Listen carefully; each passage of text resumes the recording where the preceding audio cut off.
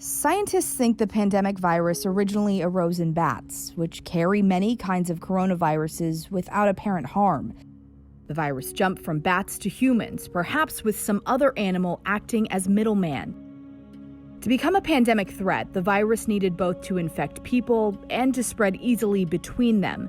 Those two abilities don't always coincide. Some flu viruses from birds can infect people, but not spread person to person, for example. The coronavirus gained those abilities through mutations, genetic changes it picked up by chance as it replicated itself. Viruses mutate constantly. Most changes don't help a virus infect its target animal and may even reduce its ability to do that. These hindering mutations are usually weeded out over time. But in rarer circumstances, a virus happens to mutate in a way that does help it infect its target. For the pandemic virus, key mutations happened in a spike-like protein the virus uses to attach to cells it infects.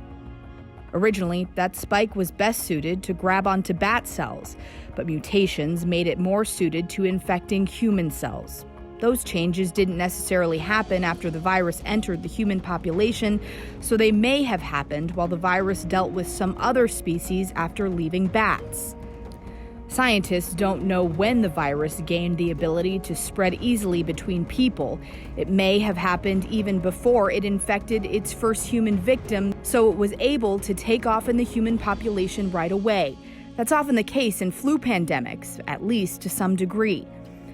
A less likely possibility is that it wasn't very contagious when it infected that first person, but it picked up additional mutations in that person or as it inefficiently infected others. Eventually, with the help of natural selection, it would have gained its full collection of changes that gave it pandemic power.